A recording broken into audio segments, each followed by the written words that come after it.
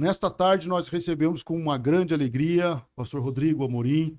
Pastor Rodrigo, escritor já de longa data, enfim, um homem de Deus que está conosco aqui para nos ajudar e nos fazer melhores, vamos dizer assim, como você tem se procurado. Você que sempre ouve o Evancast é porque você quer melhorar em vários aspectos, no autoconhecimento, enfim, na tua vida.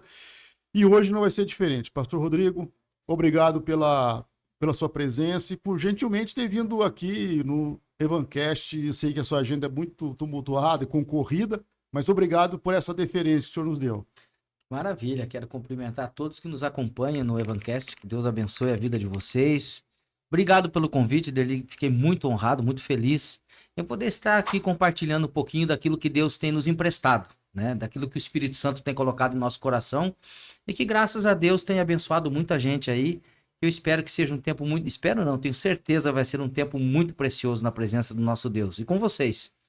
Olha, você que talvez não conheça-se muito o pastor Rodrigo, mas eu quero dizer uma coisa para você. Pastor Rodrigo é uma das pessoas que tem confiado na escola. Nós estávamos, antes de começar o nosso Evancast aqui, ele estava falando de quantos anos ele já vem aqui na nossa escola. Há décadas, mais de 20 anos, ele e a sua esposa, a sua família, como já tem confiado no nosso trabalho.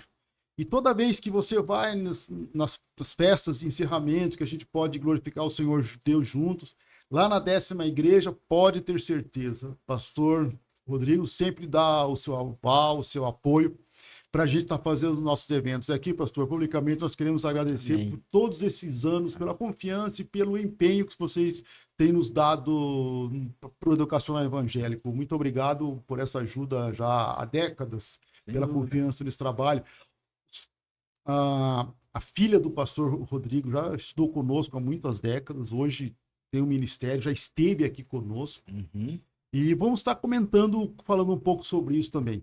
Primeira pergunta, pastor, que fizeram com a gente, assim, lá em casa, a Raquel falou assim, e a Sara falou assim, olha, nós estamos comentando, o pastor Rodrigo vem aqui, e a pergunta que ficou na nossa casa é, salvo se eu estiver equivocado, mas é a terceira ou a quarta geração da sua família que é de pastores, ministros da casa de Deus e tudo mais?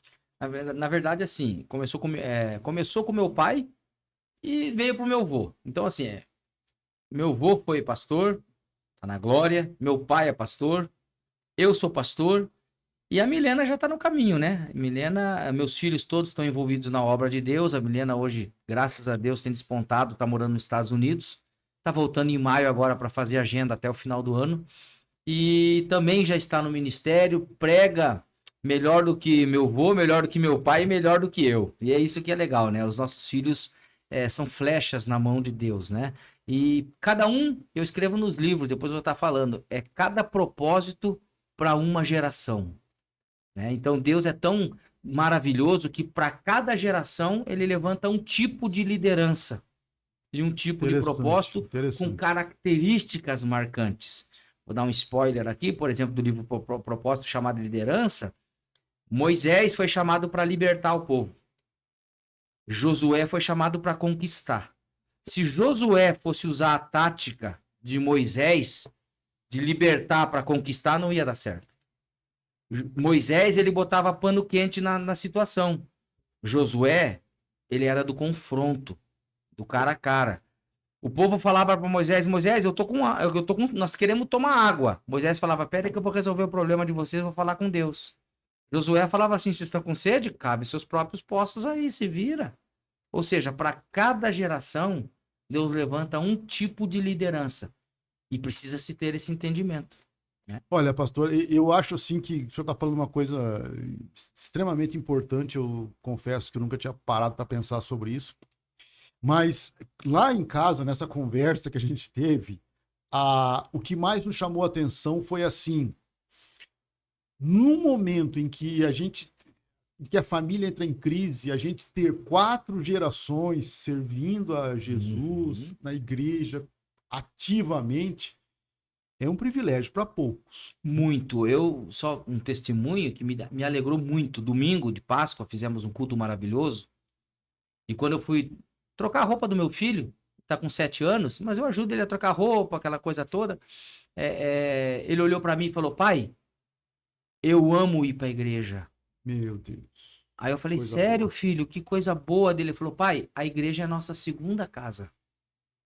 Quando você escuta isso de um menino de 7 anos e vê uma Milena que tá dando certo, que tá na vida cristã, vê minha outra filha, Ana Júlia, dançando na coreografia da igreja, no ministério de louvor. Caramba, você fala, meu Deus, eu acho que eu Ah, tô fazendo a coisa isso é certa. certo. Puxa vida. Né? Então eu fico Puxa muito vida. feliz. Não, realmente, é isso. É o que se cumpre a escritura, né? É. Que a gente, graças a Deus, os filhos dando sequência no que a gente faz é algo tremendo. Eu acho que só Exato. alegra no coração do pai isso. E eu acho que dentro dessa ideia que o senhor está falando, assim, até esboçou uma palhinha do seu livro, eu gostaria de entrevistar o pastor assim, mas te puxando um pouquinho Pros muito livros. dos livros, muito conhecimento que ele tem, e eu tenho certeza que você vai curtir junto comigo. Legal. Primeira coisa, pastor, que vamos pegar esse livro aqui. Esse Queria que o daí. Joel conseguisse fechar aqui. O poder de uma decisão. Pastor, basicamente assim, a pessoa que gostei do pastor Rodrigo, sobre o que fala esse livro? A pessoa que quer olhar mais a Maravilha. sua obra, sobre mais ou menos o que o senhor vai falar aqui. Eu vou falar muito rápido. Que a gente gosta do microfone, viu? No começo do ministério você fala assim, meu Deus, me dê graça para falar 5 minutos uma mensagem com começo, meio e fim. Agora, depois de um tempo, você fala, meu Deus do céu, né? Deixa eu mais tempo, deixa mais tempo, deixa mais tempo. Então, assim, esse livro, na verdade, ele veio quando eu fui morar nos Estados Unidos para estudar o inglês. E com 4 meses eu me vi pressionado a voltar. Eu tive que tomar uma decisão muito rápida. Entrei com visto de estudante, o que é muito difícil você conseguir hoje. Consegui o visto de estudante para toda a minha família. Decidimos em 2 meses ir embora e fomos embora. Para estudar o inglês, para dar uma repaginada, enfim, aquele tempo sabático, mas entendemos em 4 meses que tínhamos que voltar. E eu tive que tomar a decisão muito rápida. Inclusive, saiu o título desse livro, porque aí eu fui fazer o Instituto Brasileiro de Coach, né, que é o IBC, e aí eu me formei como Professional Self Coach, com 6 titulações internacionais, são 300 horas de curso, 10 dias, com TCC, não é que você vai fazer 2 horinhas de palestra e sai querendo resolver a vida de todo mundo, não é esse o caso, não. Então é uma coisa, é uma formação. E aí esse livro foi o meu TCC, que eu melhorei e lancei o livro. O poder de uma decisão. Por quê? Porque nós somos as nossas decisões. O Derli, o Rodrigo, na verdade, o que nós somos hoje é nada mais do que um conjunto das nossas escolhas e das nossas decisões. Tudo na nossa vida é decisão. Nós tomamos cerca de 200 a 300 decisões por dia. Você já parou para pensar nisso? Aí alguém vai falar assim para mim, que loucura, pastor, não acredito. Acredite, você decide se você sai da cama ou não. Começa por aí. Você decide se você vai colocar calça, se você, a mulher pessoalmente saia, se você vai colocar um sapato, se você vai colocar um tênis, se você vai colocar uma blusa, se vai colocar... É tudo decisão. Você decide se vai tomar café em casa ou se vai passar na padaria e tomar um café ou vai tomar um café na empresa. Sim. Você decide se vai tomar café, vai tomar chá, se você vai colocar açúcar, adoçante. Você decide se vai comer ou vai deixar só para a hora do almoço. Você decide com quem você vai almoçar. Você decide o tempo que você vai ficar no almoço. Você decide o que você vai comer, a quantidade de comida que você vai comer, que tipo de comida você vai comer hoje. Você decide como você vai pagar, se é Pix, se é débito. A vida você está entendendo que são decisões que formam um hábito da gente, que faz a gente ser quem a gente é. E tem as decisões que são de maior importância, que são as decisões que fazem diferença na nossa vida. Por exemplo, caso eu compre uma bicicleta, compre uma bicicleta que é melhor. Brincadeiras à parte, são as decisões da nossa vida.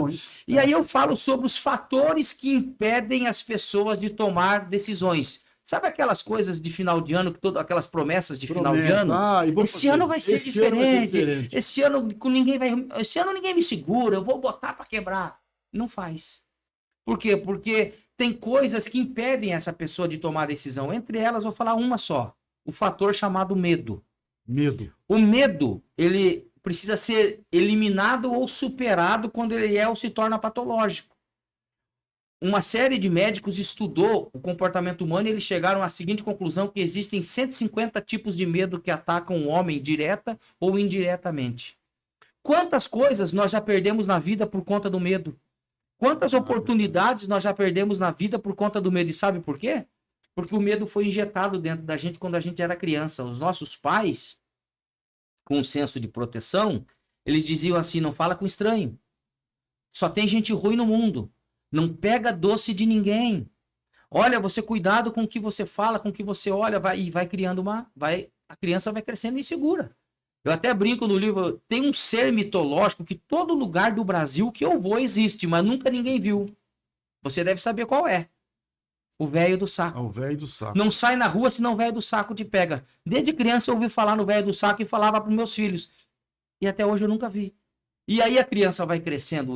Até as músicas. Lembra das músicas de Ninar da nossa época? Como esse ano eu fiz 50. Eu sei que não parece, né? Então, assim, cuidado com a cuca, que a cuca te pega. Boi, boi, boi, boi da cara preta. Quem tem medo do lobo mau. Ou seja, até as músicas de Ninar era para botar medo nas crianças. Aí você vai criando uma pessoa insegura. E a pessoa tem medo de tomar decisão. Será que eu entro? Será que eu faço? Será que eu acesso? Caramba, será que eu devo aceitar? Não aceita. Pois é, isso que o senhor está falando é uma coisa importante. Demais. Porque o que acontece assim, a pessoa fica medrosa, ela não é incentivada a tomar decisão, aí chega assim num momento importante, ela já cai de cabeça numa decisão importantíssima, só que ela não foi treinada antes para tomar a decisão, e aí... Perfeito, perfeito. E aí esse é o grande problema. O meio-irmão de Jesus, Tiago, ele vai dizer, lá na Bíblia, nas Sagradas Escrituras, ele diz o seguinte, que o homem indeciso não pode esperar nada, receber nada do Senhor. Porque ele é um homem indeciso, inconstante nos seus caminhos. Então, esse livro ele vem bem nessa tônica. Ele escreve ali, comece hoje a escrever a sua nova história. Então, ele incentiva a pessoa a tomar decisões, baseado no que? Aí tem outros capítulos, a mudança de mindset, a mudança da mente, crenças e valores, aquilo que a gente acredita. Eu não sei quanto tempo a gente tem. Não, fica à vontade aqui, pastor. O horário tem uma ilustração, por exemplo, que eu acho muito interessante, que eu escrevo no livro, para você ver o que é a cultura, coisa que fica internalizado dentro da gente. As crenças e os valores. A menina, ela começou a namorar um rapaz, e o rapaz era de família rica, e ela era muito simples. E essa menina ficou com medo de ser apresentada, ela sempre falava, não, deixa para mais para frente, até que chegou o dia, ele falou, não, você tem que conhecer, nós vamos fazer um jantar, e meus pais querem te conhecer. Então você veja lá como é que você vai se comportar, e ela ficou nervosa. O dia inteiro ela ficou nervosa, e aí ela foi se arrumar, ela tomou banho, penteou o cabelo, arrumou, colocou uma bota bonita, de repente ela olhou no espelho, ela viu que a bota estava meio suja. Então ela fez o quê? Ela foi lá na lata do lixo, lá no lixo da cozinha, pegou um papel cheio de gordura que ela tinha fritado o bacon de manhã para comer e começou a lustrar a bota. E lustrou, quando ela olhou a bota, ficou um brilho. Ela falou, agora tá bom. E ela foi, apertou a campainha. Quando ela apertou a campainha da casa dos pais do namorado, adivinha quem veio receber ela? O primeiro a vir receber ela. Nossa. Cachorro. Meu Deus do céu. E o cachorro ficou no pé dela, lambia elas, pulou no colo dela. A noite inteira o cachorro ficava atrás da menina e a família ficou impressionada. Os pais ficavam olhando assim, ficavam se olhando, não tinha o que falar. No final do jantar, quando a menina vai embora, os pais olharam e falaram, minha filha, apertou, deu um abraço, puxou ela, falou, seja bem-vinda à nossa família. O nosso cachorro tem um faro. E ele consegue, e eu vou te falar, se ele seguiu você a noite inteira com tanta alegria, é porque você deve ser muito gente boa. Seja bem-vindo à família. Olha, e é o poder do bacon. Você tá entendendo? Mas olha a crença.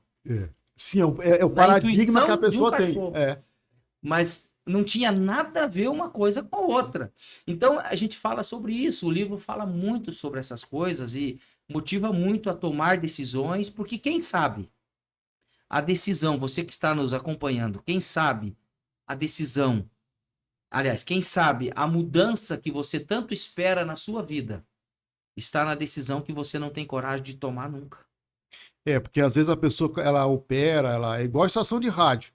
Se o cara fica ali na AM, filho, você está operando operando na estação errada. Exato. Às vezes está partindo de um pressuposto de um paradigma de errado. Às vezes a escritura diz que, olha, não é por aí, você está batendo numa situação que não é, e aí a pessoa acaba tomando decisão E errada. principalmente no mundo que nós estamos vivendo hoje, eu falei isso na igreja ontem, precisa se quebrar paradigmas, alguns conceitos. Veja que a palavra não muda, a doutrina não muda, os valores não mudam, mas a forma às vezes muda e nós precisamos estar atentos. Observe, por exemplo, vou usar uma figura de linguagem, meu vô, nós falamos aqui, o meu vô, ele plantava para poder comer. O meu pai abria lata para comer. E hoje eu já peço pelo iFood. Eu não quero nem pensar o que meus filhos vão fazer para comer. Ou seja, o que eu quero dizer com isso? O princípio é o mesmo. Qual é o princípio? Alimentação. Comer. A forma é diferente. Um planta, o outro abre lata e o outro pede pelo iFood, mas todos se alimentam. Ou seja, nós como igreja hoje, nós precisamos abrir a mente para o novo, mas com responsabilidade. E é o que a gente está vivendo. A Igreja de Cristo hoje na Terra está vivendo um momento de transição. Observe, por exemplo, o que está acontecendo aqui. Falar que isso aqui ia acontecer há 15, 20 anos atrás era loucura. Não se tinha, não se tinha como pensar. Não existia, era só, você falou, era só radinho da Marumbi AM em ondas curtas e olha lá. E hoje em dia, olha onde nós estamos. Olha a potência que é a rede social. Então, se a Igreja de Cristo não modernizar, mas com responsabilidade, eu quero dizer, a igreja, eu sempre digo, pode todos, mas não pode tudo. Entendo. Porque a casa do Pai tem regras. Isso, nós não podemos confundir uma igreja uma igreja inclusiva com uma igreja permissiva. É só ter noção. É um ponto muito importante que o senhor está falando. Porque, às vezes, sob a bandeira da inclusão, a gente se torna uma igreja permissiva. Permitindo tudo que não pode. Tudo e tal. E aí a escritura fica flexibilizada. Não. Não existe, Derli, eu vou dizer uma coisa aqui, e para quem está me acompanhando. Não existe relativismo na Bíblia. A Bíblia é absolutista, ela é absoluta. Não, vamos relativizar. Não me vem com essa conversa fiada. Bíblia é Bíblia. O que está escrito, está escrito. Não tem como mudar. É a minha forma de pensar. Não, é porque, infelizmente, nós estamos numa ou, como eles dizem, sociedade líquida, ou não sei o quê, que as coisas são fluídas. Isso, hoje ainda está falando isso. É o líquido que vai... Mas espera lá, não é bem assim, não. A casa, eu volto a dizer, a casa do Pai tem regras. Você não põe regras na sua casa? Ah, sim. Eu não ponho regras na minha? Sim. A casa do paizão tem regra. Então, assim, é assim que funciona. Nós fugimos um pouquinho aqui do tema, mas é que tá tudo envolvido o poder de uma decisão. Então, o poder de uma decisão. E todos os livros têm perguntas poderosas para que você possa acompanhar, você possa responder, você possa pensar. Olha, tem sido muito bom mesmo. Tem sido uma experiência maravilhosa. Olha, não, realmente... Olha, se só isso é a palhinha, é o aperitivo desse livro, eu acho que, olha, eu vou falar uma coisa, hein? Muito interessante. Eu quero falar tanta coisa aqui, mas, meu Deus, tem mais 4 livros para falar aí. Não, com certeza. Vamos em frente, porque senão, sabia, o tempo passa e as horas vão seguindo. Esse outro livro aqui, que eu pessoalmente dei uma olhadinha, fiz alguns apontamentos aqui. Errei. E agora? Só o título já... Anatomia do fracasso. Exatamente. Errei e agora? Anatomia do fracasso. É verdade. Só o título, pastor, já faz a gente refletir. Qual que é a ideia principal aqui, pastor, que o senhor está passando para a gente? Esse livro, ele chegou no dia 17 de março. Dia 18 fechou tudo por conta da pandemia. E esse livro foi feito, eu escrevi ele muito rápido, foi muito rápido. E eu acabei melhorando ele quando começou esse negócio de pandemia e eu acabei percebendo que as pessoas estavam caminhando por um caminho sem volta. Empresas que estavam num lugar há 40 anos, 30 anos, empresas de família, que de repente Você olha, fechado, Fechado. porta baixada. Ou seja, uma família, uma geração inteira foi sustentada através daquele lugar e, de repente, por conta de uma pandemia, acabou fechando. Pessoas, você já parou para pensar na infinidade, na quantidade de compromissos que viraram descompromissos por conta da pandemia? Quantos casamentos, festas de casamento, festas de aniversário, festas de formatura, eventos tiveram que ser cancelados? A dor de cabeça que isso não deu para quem fazia, para quem contratava, para quem estava ansioso para acontecer. Meu Deus do céu, gente, é uma coisa muito louca. Se você parar para pensar e estudar a fundo o, o buraco que a pandemia deixou, sem contar a forante as mortes, meu Deus do céu, é uma coisa absurda. Então esse livro foi muito bacana porque ele veio logo depois que fechou tudo. Eu tive que ficar 2 anos com esse livro parado. Eu fiz um pedido na gráfica, porque era o segundo livro, veio depois do Poder de uma Decisão. Falei, agora, né, vai, né? 2 anos com o livro parado, sem poder fazer conferência, sem poder pregar, sem poder sair nas igrejas, tudo fechado, pregando para ninguém, só pela internet. E aí esse livro, para você ter uma ideia, eu tô indo agora, semana que vem, eu estou indo para Orlando e vou lançar ele lá em Windermere, na Family Church. Eles adquiriram 300 livros e eu estou indo treinar 300. Eu estou indo treinar uma igreja inteira do pastor Lécio Dornas, que é um grande conhecedor. Meu Deus do céu, o cara tem mais de 35 livros escritos da Sociedade Bíblica do Brasil. Ele que escreveu a Bíblia da Escola Bíblica. Ele que fez aquele livro best-seller, Socorro, sou professor da Escola Bíblica. Foi meu professor no Instituto Haggai. Meu Deus do céu, e eu me vejo hoje indo para Orlando com todas as despesas pagas, 300 livros para poder treinar a igreja dele sobre essa temática. Para mim é uma grande honra e uma grande alegria. Então foi muito assertivo o tema. Por quê? Porque todo mundo erra na vida. Sim, sim. Na verdade, se você parar para pensar, o erro está intimamente ligado com a vida do ser humano. Na verdade, todo gênio foi alguém que já fracassou na vida. Eu poderia aqui falar de uma série de homens, a começar por Thomas Edison, por exemplo, o pai da invenção. Thomas Edison, o cara, será que Derli, será que nós conseguiríamos insistir mais de 1000 vezes num projeto para que hoje nós tivéssemos a lâmpada, por exemplo? Realmente. Então, todo gênio foi alguém que já fracassou na vida. O Honda, fundador da Honda, ele diz o seguinte, que o sucesso é uma coleção de vários fracassos. Pois é, e essa palavra de fracasso, eu até anotei aqui, assim, ó, que o fracasso é parte do processo para se chegar à conquista. Uhum. E que muitos usam o fracasso como apoio para a sua desistência. Que você acaba, então medo do fracasso, alguma coisa assim, não sabe. Porque eles personificam o fracasso. Na verdade é o seguinte, as pessoas dão desculpas, né? Elas se agarram nessa palavra chamada fracasso para não ir para frente, para não virar chave, para não acessar, para não adquirir. Então, o que acontece? O fracasso não é fracasso se você fizer melhor da segunda vez. Eu digo que homens não morrem afogados porque caem na água. Eles morrem afogados porque ficam na água. Então, o segredo é o seguinte, talvez você não tenha culpa de ter sido derrubado. Às vezes a vida dá um tombo, um mau negócio, às vezes o momento não era favorável. Talvez você não tenha culpa de ter sido derrubado. Mas é culpa sua não se levantar e prosseguir sua jornada, porque é exatamente isso que os campeões fazem. Então, esse livro ele vem numa temática poderosa. Eu vou analisar o fracasso na vida de quem? Qual foi o discípulo que mais fracassou? Meu bom e velho Pedro. Pedro.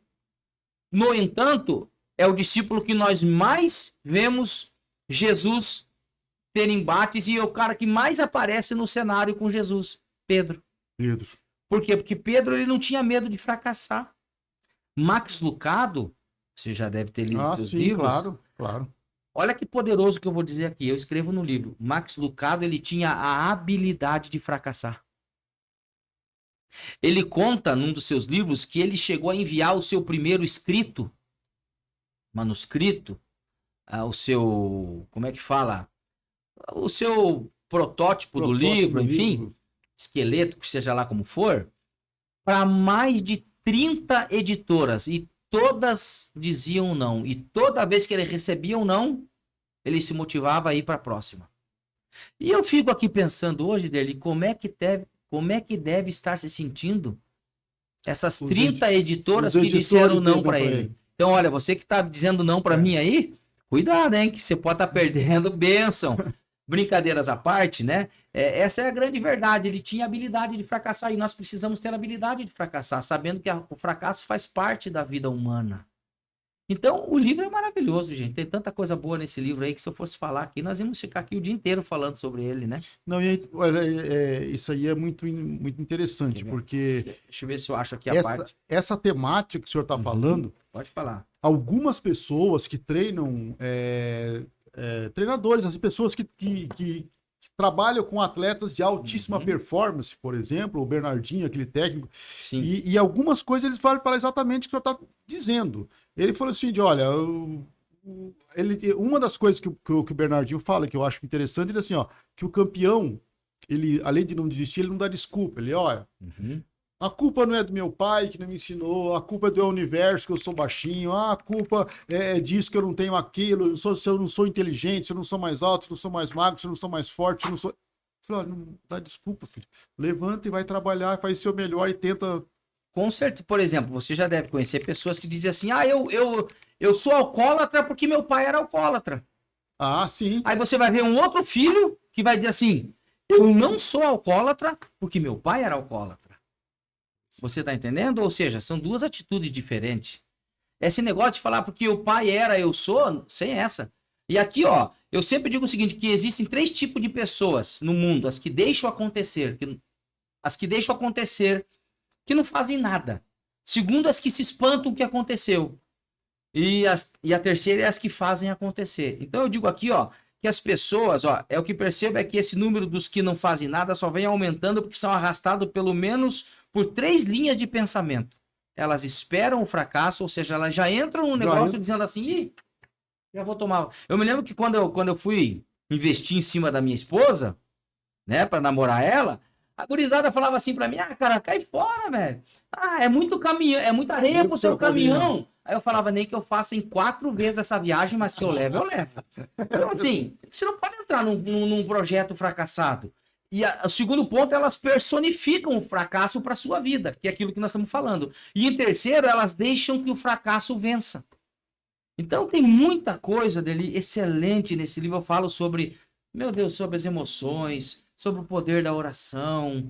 Você sabe por que orar é tão poderoso? Eu falei já aqui da oração. Você sabe por que orar é tão poderoso? Porque falar com Deus. Mas orar é poderoso porque quando você ora, você está consultando aquele que já te viu lá no futuro. Uau! Você já parou para pensar? Porque Deus foi quem nos formou. Nós somos um propósito de Deus. Eu vou entrar no terceiro ponto do livro aqui, no terceiro livro. Deus sabe exatamente para que eu nasci, para que Ele me formou. Ele já tinha algo em mente quando Ele me criou. Já estou falando do terceiro livro aqui, ó. Ele já tinha algo em mente quando Ele me criou. Pare para pensar, posso continuar ou não? Claro. Então é sobre esse livro aqui, ó. Propósito, chamado e liderança. Esse livro eu estou indo fazer agora, Deli. Chegou no Piauí, quinta-feira da semana passada, 1000 livros desse aqui. Eu estou indo treinar toda a nossa liderança da Igreja Quadrangular no estado do Piauí. Todos os líderes, ó. Fecha aí, Joel. Aí, ó. Todos os líderes do estado do Piauí, da nossa igreja, eu estou indo fazer um treinamento em maio. Agora eles adquiriram 1000 livros desse aí, entregaram na mão de todo pastor, obreiro, aspirante, ministro. Eu estou indo treinar eles lá. O que é o propósito? O propósito é a intenção original da criação de alguma coisa. É para que serve? Para que foi criado? Para que presta? Para alguma coisa você presta. Ah, sim. Para alguma coisa eu presto. Então nós precisamos descobrir o quanto antes. Veja que coisa poderosa. 300 a 500 bilhões de embriões em um espermatozoide. E nós vencemos a grande corrida da vida. A maior corrida da nossa vida nós vencemos. Nós fizemos nós entramos numa corrida com milhões de concorrentes em potencial. Sim. E nós fizemos uma corrida sem pé, sem cabeça, sem olhos, sem perna, sem braço e vencemos.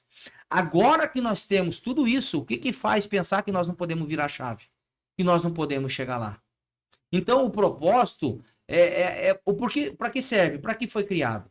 Então eu escrevi esse livro e esse livro ele vem impulsionar as pessoas a descobrirem por quê? Porque o segredo da prosperidade de uma pessoa está na habilidade que Deus deu para ela. Você está entendendo? E às vezes, em se tratando de propósito, às vezes nós vamos entender também que o propósito não está ligado à parte financeira. Porque o propósito, o que é o propósito? É aquilo que arde no nosso coração. Às vezes você não vai ganhar o dinheiro com o teu propósito, mas você vai ganhar dinheiro com uma outra coisa que vai permitir que você viva o teu propósito.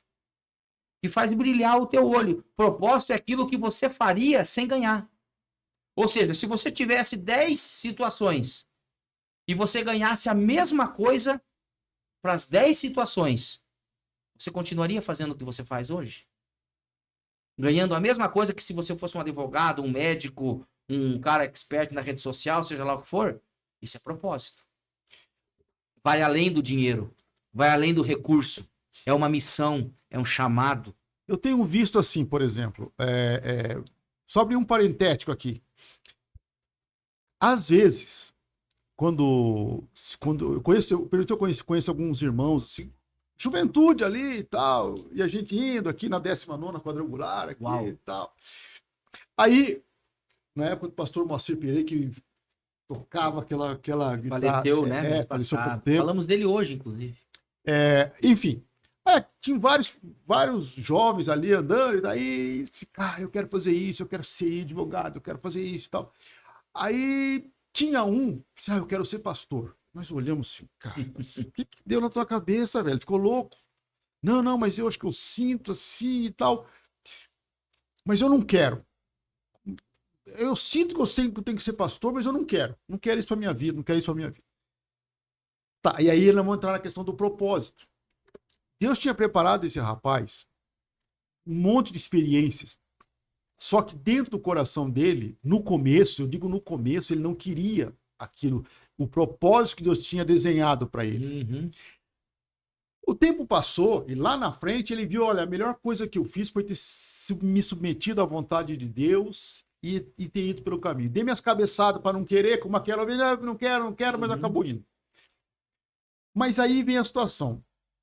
No começo, pastor, pode acontecer da pessoa querer uma coisa, por exemplo, eu acho que o meu propósito é isso, eu gostaria de fazer isso, mas o propósito que Deus ou que o perfil dele não é para isso? Acontece muito assim, eu entendo que Deus ele vai alinhando a nossa vida com um propósito maior.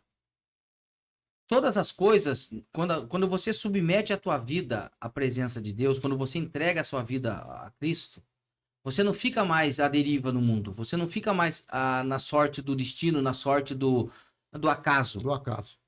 Como o horóscopo, por exemplo. Desculpa quem acredita, mas eu não acredito nem um pouco no horóscopo. Você tá entendendo? E aí o que acontece? Porque nós acreditamos na vontade soberana e na vontade permissiva de Deus. Olhe, por exemplo, para José. Deus coloca um sonho na vida de José. Deus dá capacidade para ele sonhar. Primeiro, Deus coloca o dom de sonhar, que é uma coisa que Satanás tem nos roubado hoje. Por isso, lá em Salmo 126 vai dizer assim, ó. Quando o Senhor trouxe do cativeiro os que voltaram a Sião, estávamos como quem? Sonha. Satanás tem roubado o direito de sonhar das pessoas. As pessoas não sonha não, cara. Põe o pé no chão. Para com isso, cara. Isso aí é coisa... faculdade no Brasil, federal no Brasil é coisa para filho de figurão. PUC no Brasil é coisa para filho de figurão. Você quem você é? Você é o filho do Zé Ninguém casado com a dona coisa nenhuma. Não vai chegar a lugar nenhum. É loucura. Então, assim, Deus engravida José de um sonho. Agora, José, por causa desse sonho, vai ser vendido pelos irmãos e vai para casa de Potifar. E lá na casa de Potifar, Deus faz o que com José? Ele não sonha mais. Lá na casa de Potifar, Deus dá habilidade para ele cuidar das coisas, para ele ser mordomo. Tudo que ele põe a mão prospera, de forma que o seu senhor via. Uau, tudo que esse cara faz. Põe a mão vira ouro, tem a unção de Midas, parece. Ou seja, uma capacitação de Deus. Para cada... O que eu quero dizer? Depois disso, ele vai ser acusado, jogado lá no calabouço, e lá ele tem o dom do quê? Não sonha, mas ele continua com o dom agora de gerenciar as coisas, tanto que José, ele eu tenho uma teoria toda minha que José só conseguiu suportar o processo porque ele nunca se viu como escravo. Ele Interessante isso. estava dentro, mas ele nunca se via como escravo. Sabe por quê? Escravo, meu irmão, que presidiário que tem a chave de toda a penitenciária. Pois é. É o que a Bíblia diz, que jogou toda a responsabilidade da penitenciária na mão de José. Então, o cara vivia muito bem lá dentro. Você tá entendendo? Sim. Mas era provisório. Então, o que é muito poderosa essa palavra, essa mensagem, para falar muito rápido assim. Mas agora ele tem o que? O dom de interpretação. Primeiro sonha, depois ele tem o dom de administrar, Tá. que já era um protótipo daquilo que seria o seu dom maior. Sim, sim. Sempre Deus vem com dicas. E aí, o que que acontece?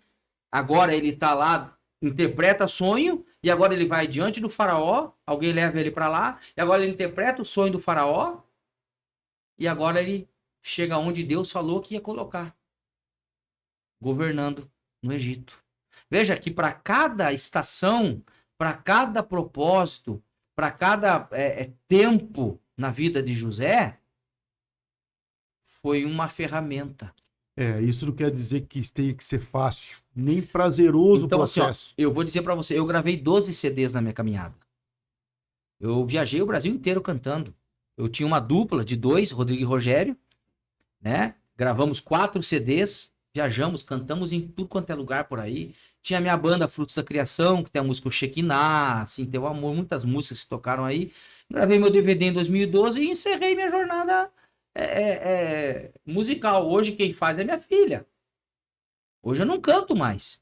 Agora Deus me deu uma outra ferramenta, qual? Entendi. Escrita dos livros, que me levou aonde hoje? A pregar numa convenção nacional. Tem me feito viajar o Brasil inteiro e fora do Brasil em vários países. Então, assim, eu entendo que tudo está ligado a um propósito maior. Você está entendendo? Ou seja, entenda o que eu vou te dizer. Deus nunca te tira nada sem te dar outra melhor. É que às vezes a gente pensa e eu acho que também a revelação de Deus, do propósito dele para nossa vida, ela é gradativa, né? Não é que Deus vai dizer assim, olha aqui, ó, 1 ano de crente, ó, presta atenção aqui. Tu vai pregar na convenção nacional, tu vai para os Estados Unidos, tu vai vender livro assim, já, Não. ó, já tá o plano aqui, ó.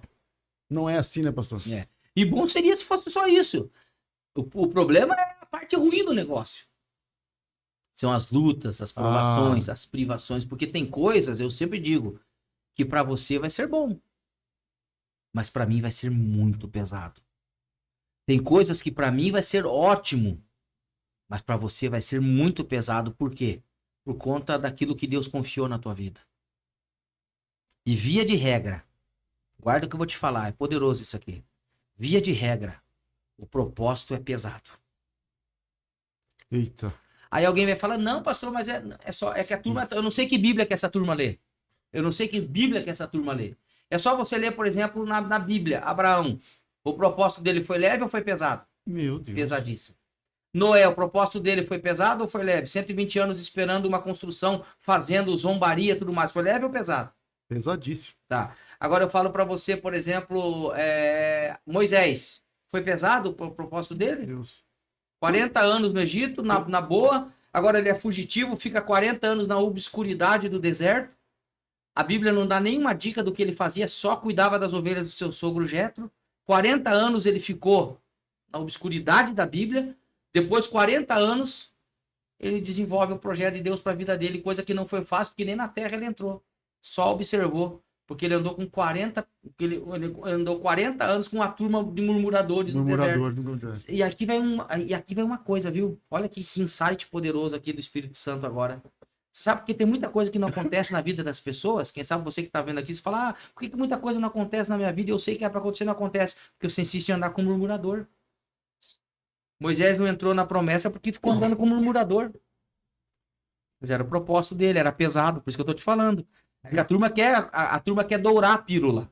E não é assim. Olha para José. Você acha que José, se Deus mostrasse para ele o processo, ele ia querer?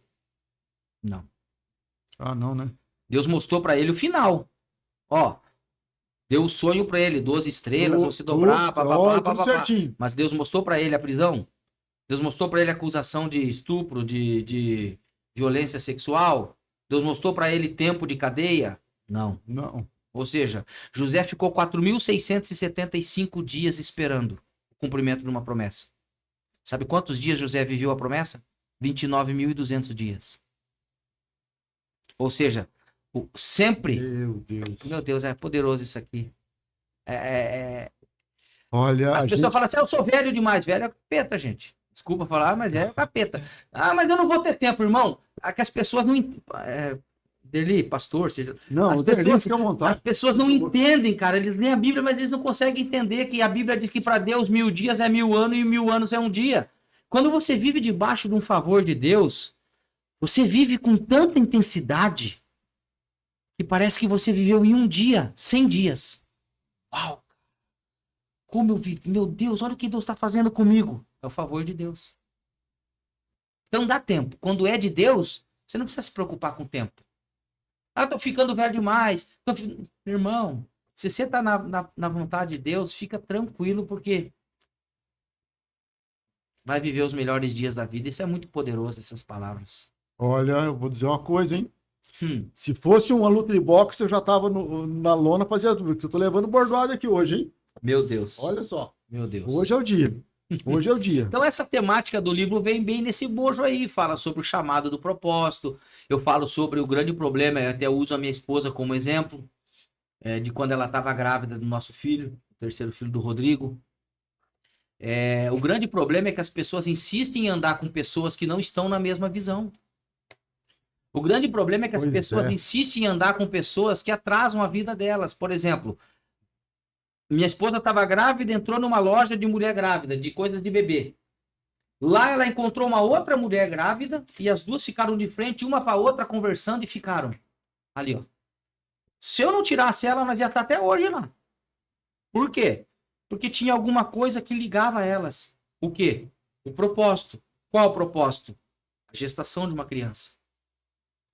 Então, a partir do momento que você começa a andar com pessoas que estão na mesma visão, no mesmo propósito, o problema é que a maioria das pessoas querem andar. Quer ver uma coisa? Que eu falo? Poderoso? Todo mundo quer prosperar. Sim, Você sim. chega na igreja e fala, irmãos, quem quer prosperidade? 100% da igreja, até criancinha, se tiver no ventre, levanta a mão e fala, eu quero dinheiro. Mas o problema é que os crentes não suportam ouvir falar de dinheiro, principalmente dentro da igreja. Que paradoxal! O cara quer dinheiro, mas não quer ouvir falar de dinheiro. O cara quer sabedoria, mas não quer ouvir falar de sabedoria. O cara quer saúde, mas não quer ouvir falar de saúde. Ninguém faz um seminário para falar do que você já tem. Você faz um seminário para falar do que você precisa, do que você vai ter. Então, te faz entender o quê? T.D. Jakes, que é um dos grandes mentores hoje da igreja lá do Potter's House, lá no Texas. Eu estive lá, inclusive, com a Milena, em Dallas, a baita de uma igreja. Ele diz o seguinte, uma vez ele chegou com uma plateia, mas de uma infinidade de pessoas. Ele chegou e falou, ó, pode fechar a Bíblia, irmãos. Todo mundo ficou se olhando e falou, hoje eu não vou falar sobre a Bíblia. Hoje eu vou falar 2 horas para vocês sobre dinheiro. Porque vocês querem dinheiro e vocês não têm, e vocês precisam. Pois é. Então as pessoas querem, mas elas não querem ouvir. Se o pastor começa a falar de dinheiro dentro da igreja, é mais um charlatão. É mais um ser vergonha. Eu vou embora. Mas elas querem prosperar como? Aí eu te faço uma pergunta. Como que você quer prosperar? Alguém vai ter saúde ouvindo falar de doença todo dia? Eu acredito, uma teoria toda minha, que mais da metade das pessoas que morreram de Covid morreram de estarem apavoradas num leito de UTI, num leito de hospital. Porque viam lá, entrava numa UTI, a pessoa entrava lá, estava mais ou menos, entrava lá, via um morrer aqui, outro morrer ali, outro ser entubado aqui. Cara, se é como eu, se fosse ansioso como eu, já morria na porta do hospital. Na porta do hospital. Pare para pensar, a pessoa ficar falando de doença, quantos velhinhos. Pois é, mas aí, pegando esse gancho, eu até fiz uma colinha aqui, que eu li o livro e fui anotando algumas coisas aqui. Sem querer pular, eu sei que se eu falar isso, eu vou acabar pulando, mas pulando, só para não perder o gancho aqui. No livro, que é o outro livro, que é esse aqui que eu vou mostrar para vocês. Ah, esse é o lançamento, eu vou pular hein, gente? esse aqui, ó, já estamos indo pro lançamento. É esse aqui, tá? Eu vou pular para dar uma palhinha para não perder o gancho aqui. Depois eu volto nele. Uhum. Mas o senhor escreveu ali, no livro Sabotadores de Propósito, o senhor disse assim que, ao contrário você vai colocar que tem as pessoas que são facilitadoras de propósito. Uhum. Mas nós acabamos andando com os murmuradores e acabam nos sabotando. Ou. Porque se a gente analisar, até o Joel aqui que estava conosco, o nosso teólogo, estava me explicando, que muitos profetas, Jeremias, ou o próprio Isaías, o Ezequiel, eram pessoas retas e santas, mas que sofria no meio do povo, sofria junto com o povo, porque a maioria do povo eram de desobedientes. Então, se você anda com um murmurador, você acaba. E isso que é o negócio, porque tem coisas que a nós não é dado o dom da sabedoria nesse nível. Por isso que eu falei que tem coisas que para os outros vai ser uma alegria, mas para você vai ser pesado. Você acha que a vida pastoral é alegria? Para a turma é muito bom. Eu fui coordenador de jovens no estado do Paraná. Eu fiz um evento para quase 5.000 jovens na Praia de Leste em 2012. Eu levei o Banda Resgate, Livres para Adorar, Thales Roberto. Colocamos. Sabe o que é colocar? Sabe o que é colocar 5.000 jovens do estado do Paraná dentro de uma associação Banestado? Na praia? Que responsabilidade? Sim. Oh. Meu Deus, eu não vi a hora de acabar aquele evento. Minha cabeça era bombeiro, gente na praia, gente afogada, gente com uma loucura. Gente, você não tem ideia. Mas pra gurizada, era só festa, praia, congresso, pular com o Thales Roberto, ver a Banda Resgate. Meu Deus, 5.000 jovens da nossa igreja. Pra mim, pesadelo. Só foi pesadelo, dor de cabeça, que até hoje eu sinto peso. Imagina. Por isso que eu estou dizendo pra você. Você tá entendendo? Então, nós precisamos ter o dom do discernimento também. Você veja que você está falando dos profetas, eu falei aqui de Moisés, que não entrou na terra porque acabou perdendo a cabeça com aquele bando de murmurador, né? Então, assim, é o propósito de Deus para a vida de cada um. Mas nós podemos hoje pedir ao Espírito Santo que nos dê essa sabedoria para que nós possamos discernir quem agrega e quem suga. Pois é, aí dentro dessa visão, assim, talvez, aí eu não sei como é que o senhor entenderia isso. Mas, por exemplo, não é que claro, nós estamos pregando uma igreja inclusiva e tudo mais, mas você vai inclusivo no sentido de aceitação, de salvação e tudo mais. Mas o senhor vê que, como é que o senhor vê, por exemplo, alguns amigos que você tem aquele companheiro que você confidencia coisas, que você empresta o ombro para chorar, que você se apoia e tal. Eu acho que tem que ser um pouco seletivo nesse aspecto. Olha, eu vou dizer aqui, seria uma indelicadeza da minha parte não falar a fonte. Thiago Brunelli escreve num livro, especialista em pessoas. Ele diz o seguinte, ele coloca cada tipo de pessoa, ele categoriza. Certo. Tem os íntimos, tem os necessários e tem os necessários, os íntimos e o... Meu Deus, me fugiu agora a palavra do terceiro. Ou seja, o que eu quero dizer? Você precisa categorizar. Ontem eu falei na igreja, olha que coisa. Falei sobre Lázaro. Quem foi Lázaro na Bíblia? Irmão de Marta e Maria. Ele era o quê de Jesus? Era amigo. Amigo de Jesus. Você nunca viu Jesus chamar Lázaro pro ministério? Pois é mesmo, hein? É mesmo. O grande problema é que nós misturamos tudo. Nós colocamos, por exemplo, íntimo é aquele que aquela pessoa que você pode contar na palma de uma mão. E olha lá. Os íntimos, os amigos íntimos. Que você pode chegar e contar um segredo teu, você sabe que ele vai levar pro caixão aquele segredo. De verdade. Que você pode abrir o seu coração. Esses são os íntimos.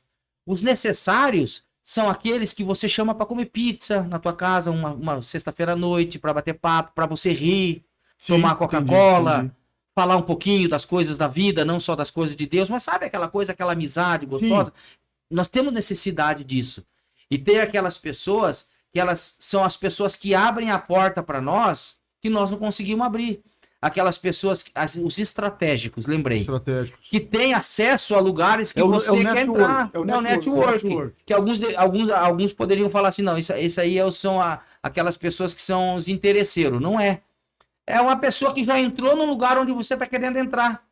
Então, você também precisa ter. Veja que Jesus, ele colocava discípulo no lugar de discípulo e amigo no lugar de amigo. Lázaro nunca foi chamado para fazer parte da... Mas, não era amigo de Jesus? Pois é, Jesus não isso aí podia pra ter mim, chamado eu Lázaro nunca tinha para ser pensado nisso, é discípulo? verdade, Ah, nossa, eu nunca tinha pensado nisso. então, e o nosso problema é que a gente quer misturar o amigo colocando no altar, quando a gente é pastor. Não, ele é meu amigo, ele precisa ir para o altar. Cara, você vai fazer a pior coisa da tua vida, cara. Às vezes pra você e pra ele. Eu tenho amigos meus que estão 40 anos do meu lado, desde que a gente chegou na 10ª igreja, quando eu cheguei piazinho com meu pai ali, com 8 anos.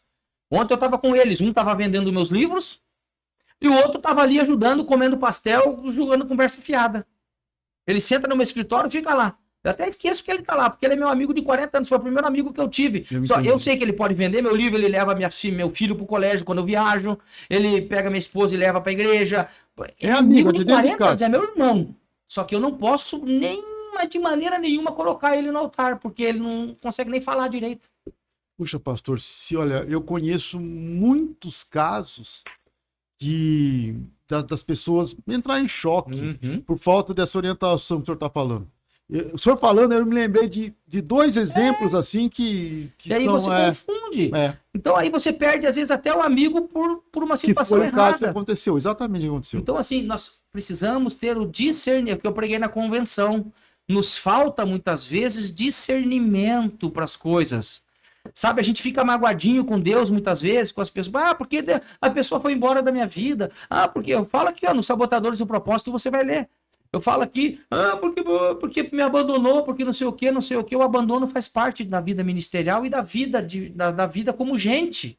O abandono sempre vai ter pessoas que... Você sabe como é que eu... Olha que coisa interessante. Você sabe como é que eu vejo a vida de um pastor? Não falando nem de gente de pastor agora. O pastor, ele é o... Pare para pensar agora no pastor sendo um motorista de ônibus. Certo. Ele tem que ficar prestando atenção no retrovisor para quem vai embora e abrir a porta na hora certa. Parou no ponto, abre a porta para o cara descer.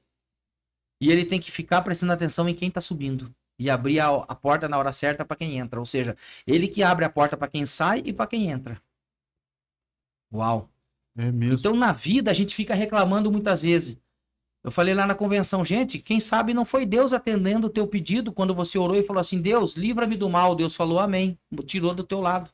E você, por falta de discernimento, fica chateado com Deus e com pessoas. É porque você não ouviu o que Deus estava ouvindo nas tuas costas. Meu Deus, olha isso. Pois é. Às vezes tem pessoas que saem do teu lado e falam, meu Deus, mas por que saiu? É porque você não sabia o que ela estava falando. Muitas vezes você julgava ser um amigo, um companheiro, uma pessoa que era fiel no ministério. É muito poderoso. E quando você começa a entender isso, você começa a viver melhor. Olha, gente, voltando nesse livro aqui que eu li, olha, Ó, recomendo. tem que vender aí. Quem quiser, pede aí pro pastor eu vou dele dizer uma aí, coisa que para daí vocês. a gente manda para cá. Nesse livro aqui, o senhor vai falar justamente isso, a questão da mudança. Que Deus age na mudança, que é justamente o seguinte. Eu acho que todo mundo já leu o livro do Peregrino, que é fantástico. E tem uma passagem que me marcou demais, que conta a história do cristão que está subindo uma montanha, ele está lutando e tal, e está exausto e tal. Aí ele chega num caramanchão, como se fosse um pergolado, assim, e tem um pouquinho de água, bebida, ele dá aquele refrigério. E ele fica um tempo ali. E ele pega no sono ali. E o tempo passa e escurece. Aí ele acorda e vê que passou tempo demais ali. Anoiteceu, ele vai ter que fazer o caminho que era só para descansar no caramanchão. Às vezes, Deus te dá um refrigério para você ficar um tempo. E quando a gente fica no caramanchão confortável, cobertura, na sombra, a gente não quer a mudança. Porque a mudança é como se Deus estivesse chutando o traseiro da gente, desculpa a expressão, para a gente se mexer. E no ministério a gente vê isso o tempo todo. Às vezes, tipo, quem mexeu no meu queijo, Deus dá uma mexida nas coisas, como que diz, filho, tu vai ter que caminhar e deu teu tempo, só que a gente não quer, né? Sabe como é que eu chamo isso? Zona de expulsão. Zona de expulsão. Inevitavelmente no ministério, você vai passar. Atenção quem tem ministério. Inevitavelmente, você já passou ou vai passar por esse negócio chamado zona de expulsão. Você não se sente mais parte. Eu tenho um pastor auxiliar meu que você conhece, o pastor Alcione, filho dele estudou aqui. Sim, sim. O pastor Alcione é meu auxiliar direto. E eu levei ele para a 10ª igreja e tudo mais. E ele sempre foi meu auxiliar no culto de libertação. Por longos anos, mais de 15 anos, nós estávamos juntos, todo sábado à noite. E eu, de repente, comecei a ir no culto de domingo e meu olho não de sábado à noite, meu olho não brilhava mais. Parecia que eu pregava, eu ficava irritado com os irmãos, porque parecia que eles não entendiam a minha mensagem. Caramba, mas ontem eu pregava, cara, era uma alegria, era uma coisa doida. Hoje eu fico irritado de vir aqui, os irmãos parecem que não entendem minha mensagem. Depois eu entendi. Zona de expulsão. Hoje eu passei o culto de sábado para ele, tá fazendo um excelente trabalho. E eu assumi o domingo à noite, depois de 40 anos, trazendo uma roupagem mais moderna para a 10ª igreja. E hoje eu não vejo a hora de chegar domingo à noite para estar lá na igreja. Pois é. Então, assim, eu precisei, eu fiquei 2 anos sem entender essa zona de expulsão. Às vezes acontece isso no ministério, num departamento, às vezes de uma igreja para outra, que acontece muito. Você acaba não se sentindo mais. E às vezes não é Satanás. Você fica falando, é o diabo. Não, às vezes é próprio Deus agindo. E por isso que nos falta discernimento espiritual. Interessante isso, hein? Meu Deus. Muito interessante. Então as temáticas desse livros...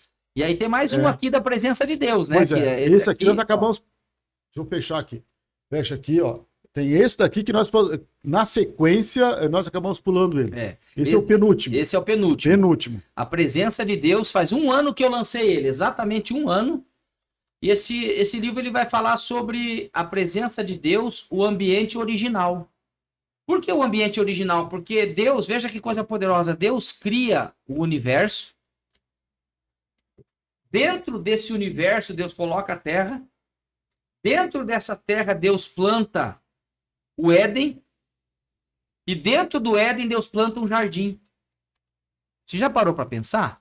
Deus planta um jardim dentro do Éden para que todo dia a presença divina colocasse o pé na terra e tivesse uma conversa com o homem. Porque Deus é um Deus relacional. E Deus estava fazendo o quê? Deus estava trazendo para a terra o ambiente original. Através de Jesus, agora, depois que lá na frente do livro eu falo, depois que o homem peca, o homem sai desse convívio. Porque na mente de Deus, veja bem, a terra seria apenas uma colônia do céu. Na mente de Deus, a terra seria apenas um reflexo do que já aconteceu no céu. Acontece no céu e vem para a terra. Ou seja, a terra seria apenas uma expansão do que já está acontecendo no céu. Por isso Deus vinha todo dia e tocava, porque na mente original de Deus, Deus colonizou a terra. Porque para ser considerado nação, precisa no mínimo 3 coisas. Território. Linguagem e costume. Para um povo ser considerado nação, precisa ter território, linguagem e costume. Ou seja, o que Deus estava fazendo quando vinha colocar o pé na terra? Território, Deus colocou um território chamado Jardim Éden na terra para conversar com o homem. E essa conversa, você sabe que língua que Deus falava com o homem? Eu não sei. É uma boa pergunta. Alguém sabe? Pergunta para algum teólogo. É uma linguagem toda do céu. E em terceiro lugar, o costume. Tinha um costume, tinha uma cultura. Por isso a ideia de Deus era trazer a cultura. Eu estou reescrevendo esse livro com tudo isso que eu estou falando para você aqui. A cultura do céu tinha que ser implantada na terra. Quando o homem peca, ele perde isso. E Deus faz o quê? Deus manda Jesus. Religião vem do termo religare. Religar o homem ao divino. Religar o homem a Deus. Então, religião é uma invenção não de Deus. Religião é uma invenção do homem. Você está entendendo? Sim, entendendo. Religião é o homem buscando a Deus. Jesus é Deus buscando o homem. Olha que forte isso. Jesus é Deus buscando o homem. Jesus veio para ligar de novo. Jesus veio para trazer o homem para o ambiente original. Porque é na presença de Deus que o homem se completa. Eu nunca vi ninguém dizer assim, eu estou mal na presença de Deus. Não. Eu passei mal na presença de Deus. Não. Não. Realmente. Sabe por quê? Porque é o ambiente original. Por que você não aceita a morte? Eu não aceito a morte. Não é que nós não aceitamos, nós não entendemos. Porque a gente até tem que aceitar, mas você não entende como é que fica lá É. um parente seu lá embaixo da terra. Você fala assim, você tá indo pra casa, você fala assim, tá chegando em casa, choveu. Você fala, meu Deus, vai chover no defunto lá, que dozinha. Não, a gente não. Porque da tricotomia do ser, porque nós somos tricótomo, 3 partes, tripartido, 3 momentos, corpo, alma e espírito. Na tricotomia, nós não conseguimos dissociar, porque Deus não criou o homem para a morte. Pra morte, é. A morte passou a vigorar na raça humana após a queda. Assim como o medo que eu falei. E eu provo, a Bíblia vai dizer assim que Deus vem para conversar com o homem. Adão, onde você está? Me escondi, Senhor. Mas por que você escondeu? Porque quando eu ouvi a tua voz, eu tive Medo. Quem falou pro homem que existia medo? Até então não existia isso. Sim, eles conversavam. Pois é. Nudez, então aí que tá. O homem passou a ser um ser claudicante na Terra. Entendeu? O homem passou a caminhar, e eu chego a dizer no livro aqui o seguinte: a humanidade não está funcionando direito desde a queda. É. O homem não funciona bem desde a queda no Éden. Então, esse livro é poderoso, ele fala sobre a presença de Deus, fala sobre a glória de Deus, sobre a Shekinah de Deus, sobre a unção de Deus, porque as pessoas acham que colocam tudo dentro de um liquidificador e acham que é a mesma coisa. Não. Glória de Deus é uma coisa, unção de Deus é outra. A unção é um dom, é uma capacitação, glória é outra. Fala. Olha aí, ó. Você que tem dúvidas do que isso que o pastor falou, olha, dê uma olhadinha nesse livro aqui que vai ajudar você. Muito. Vai ajudar você.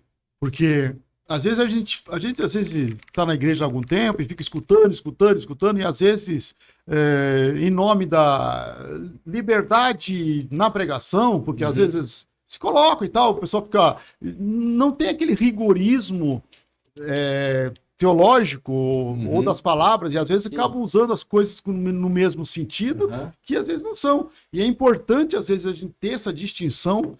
Olha, eu acho muito importante. Vou te dar um exemplo, só para fechar aqui do livro. Quando Elias está subindo ao céu, o que ele deixa cair? A capa. O que é a capa na tipologia bíblica? Capa tipifica unção. Sempre que falar em capa, nós vamos vai de uma unção, de algo diferenciado. A capa de José, por exemplo, né? A túnica de José era diferenciada dos irmãos. Sim. A capa que Elias deixou cair propositalmente para Eliseu pegar, era uma unção de Deus. Por quê? Porque no céu não vai ter uso. Não tem uso. A gente fica tão apegado aos dons aqui, para quê? Se lá no céu nós não vamos ter uso disso. É só transitório. A unção, veja, a unção é para trabalhar na terra. A glória é Deus. A unção você trabalha. A glória é Deus que trabalha e você descansa. Eu tô na glória de Deus. É Ele trabalhando e você descansa. Você, desfruta da glória. A unção não. A unção de Deus é uma capacitação para trabalhar sobre a tua vida. Por que as pessoas vai ver na igreja hoje? Tem um pastor que vai pregar que tem a unção de cura. Bom. Vem na igreja hoje, tem um pastor que tem a unção de revelação. Dom da revelação. As pessoas gostam disso. É uma unção. Você tá entendendo?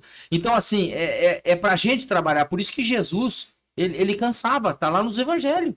Por isso a unção nos cansa. Por isso que quando você prega, você chega em casa, você fica... Tá morto. Meu Deus, às vezes eu que fazia muito culto de libertação, meu Deus do céu, eu chegava em casa no sábado à noite, era uma luta, era 2 horas para desligar, não dormia às vezes direito, a criança ficava doente, via coisa, era uma coisa doida. Por quê? A unção estava sobre a minha vida, e aí era um peso. Pastor, e o pessoal acha, e aí que ouvindo o senhor falar assim, que o pessoal acha que só o culto é aquela vitrine. Vamos ter as pessoas, bons músicos, um coral afinado, tá tudo certo e tal, mas, como diz, a coisa não é bem assim. Não. Existe o preço que se paga para poder fazer. É muito alto. Até porque, se nós avaliarmos, nós estamos lidando com princípios e valores eternos. Então, além dos problemas que nos atacam de ordem natural, Sim. de ordem física, Problema de relacionamento, ciúme, inveja, puxação de tapete, cara feia, problema. Isso é uma coisa. Tem o problema, tem a luta espiritual, que é muito pior. Que é muito pior do que os problemas dessa ordem natural. O problema é que nós somos agarrados ao natural. E nós ficamos tão focados no natural que a gente não consegue perceber o sobrenatural muitas vezes.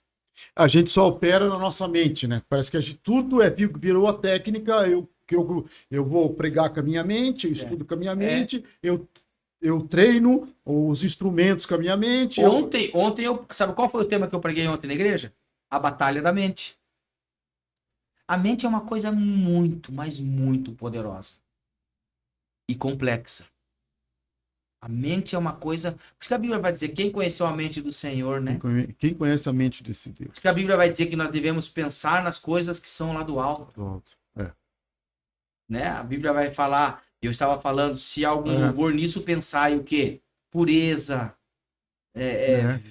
ser verdadeiro, tudo que é verdadeiro, tudo que é honesto, tudo que é puro, tudo que é de boa fama. Exato. Eu falei, irmãos, isso é tão paradoxal, falar de verdade no mundo de mentira. Transformai-vos pela renovação da vossa mente. Não, é muito poderoso. Então são os valores eternos, mas infelizmente a igreja hoje caminha muito pelo natural. E o problema é esse, nós temos uma igreja que ela quer viver sobrenatural, mas ela quer caminhar pelo natural. Jesus, ele sempre nos convida para o sobrenatural. Você acha que Jesus não podia... Quando Jesus vem andando por sobre as águas, após a primeira multiplicação de pães e peixes, 3 horas da madrugada, ele vem sobre as águas, os discípulos olham, você conhece a história, é o fantasma, nós estamos com medo. Jesus olha e fala, não fique com medo, sou eu. O que Jesus podia fazer? Pedro fala para ele, Senhor, se é o Senhor, manda eu ir ter contigo. Não, Pedro, fica aí, porque aqui é perigoso, aqui é só minha área. O sobrenatural é só eu que domino, você não se mete aqui. Jesus não podia ir ele ao encontro de Pedro e dos discípulos? O que Jesus fala? Então vem, Pedro. E Pedro vem. Então Jesus sempre vai nos convidar para ir para o sobrenatural, mas o problema é que a gente quer um Jesus, a gente espera um Jesus montado num cavalo branco, com uma bandeja na mão, e se tiver um anjinho ainda com asa, e com uma harpa tocando, melhor ainda. Mas nós não conseguimos ver Deus um irmãozinho de domingo à noite que vem todo domingo e dobra o joelhinho em oração e ele fala assim, eu tenho uma palavra para te entregar. Não, você é muito humilde, você é muito simples, você está todo dia comigo aqui. Eu não consigo ver a beleza de Jesus, do evangelho, num palito de fósforo aceso porque eu espero a fogueira santa de Israel. Pelo amor de Deus. Entendi. Você está entendendo? Às vezes as maiores bênçãos que Deus vai entregar, eu falei lá na convenção essa mensagem, as maiores bênçãos que Deus vai te entregar vai vir através de pessoas muito estranhas. Mas é que você só pensa nas pessoas boas. É que a Bíblia lê a turma, mas não... A turma lê a Bíblia, mas não entende. Olha lá em Atos, por exemplo, quando Paulo sofre o naufrágio. Eles vão cair aonde? Na ilha de Malta. Quem que tá lá na ilha de Malta? A Bíblia diz, os bárbaros nos trataram com singular humanidade. Bárbaro era tudo gente estranha. Não era como a gente pensa, que os caras com capacete na mão, não, era porque eles não falavam a língua, outra língua. Mas eram bárbaros, eram gente estranha. Mas eles abençoaram Paulo. E às vezes a gente, por pensar que a bênção vai vir daqui, vai vir daqui. Pois é. Por pensar que a bênção vai vir de lá, vai vir... E a gente acaba perdendo as maiores bênçãos, porque a gente quer ver um anjão poderoso com 5 asas dentro da igreja. E não conseguimos ver a beleza do irmão falando em línguas do nosso lado, entendendo que às vezes é Deus respondendo a nossa oração. E aí Deus tem que falar assim, meu Deus, até o jegue de Balaão tá vendo e o cara não vê.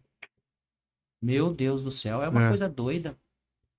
Então as bênçãos muitas vezes vão vir através de pessoas muito estranhas. E tem outra coisa que eu vou falar para encerrar aqui, porque eu gosto de falar mesmo. Você pode guardar o que eu vou te falar. Você vai lembrar disso que eu vou te falar. As pessoas que você menos gosta são as pessoas que mais vão te abençoar, te dando lição. As pessoas que você menos gosta vão ser as pessoas que você mais vai aprender com elas. Pois é. Olha aí, ó. Joel, não adianta, você vai ter que me suportar mais um tempo, hein? Eu tenho vivido isso na minha vida. Tem pessoas que eu não gosto do tipo dela. Eu acho arrogante, eu acho prepotente, mas é uma pessoa que me ensina muito. Eu fico lá. Eu não tô lá para ser amigo dele, eu tô lá para aprender com ele. Pois é. Pastor Rodrigo. Meu Deus. Olha, o tempo passou com uma... obrigado. Pessoal, está aqui na sua tela o contato do pastor Rodrigo. E convido você a segui-lo e a estar com ele, olhar os livros dele, que são de uma valia tremenda. Então, aqui está na tela. Ali o Instagram, ó. Quem me segue não anda lá em trevas, viu? Olha aí. Disse Jesus, então eu faço as minhas palavras. Pastor Rodrigo Peixe, Rodrigo Amorim. Facebook eu não uso muito, sabe? É uma ferramenta que eu não uso muito, é só uma fanpage que minha esposa que cuida. Mas o Instagram é uma ferramenta que eu uso muito. E o YouTube, eu tô agora preparando uma série de vídeos de instrução dessa linha. Sim. Não podcast, mas é um YouTube mesmo, com vídeos para poder passar o nosso conhecimento, passar aquilo que Deus tem colocado no nosso coração e começando agora a trazer seguidores. Então já pode começar a seguir. Olha e não liga muitos vídeos que já tem, mas a gente vai começar a trabalhar de uma forma mais intencional agora, a partir desse segundo semestre de 2024, com um pessoal mais profissional, uma coisa bem mais trabalhada, para poder atender os irmãos aí também e poder abençoar muita gente também. Olha aí, ó. E os livros, quem quiser, pode pedir pelo Instagram, pode pedir para vocês aqui mesmo no podcast. Sim, nós fazemos, enfim, e aí fazem encomenda aí, depois a gente entrega aí, com certeza, com certeza. Pastor Rodrigo, obrigado pela sua presença aqui conosco. Olha, eu tenho certeza que as pessoas que nos ouvirão serão abençoadas, porque eu o fui nessa tarde. Amém. Olha, Deus abençoe o senhor, obrigado. Foi uma alegria tê-lo conosco. Conte comigo, no que precisar, nós estamos disputando tudo ladinho aqui, né? Se não estiver viajando, estiver por aí, nós estamos à disposição para servir o reino, servir a vocês, servir a pessoas, porque eu sempre digo, as pessoas querem servir a Deus. Sabe qual é a melhor forma de você servir a Deus? Servindo pessoas. Obrigado, pessoal. E você aqui, do nosso ouvinte do Evancast, muito obrigado pela audiência que você nos dá. Deus abençoe, fique em paz. E Jesus virá. Deus abençoe vocês. Amém.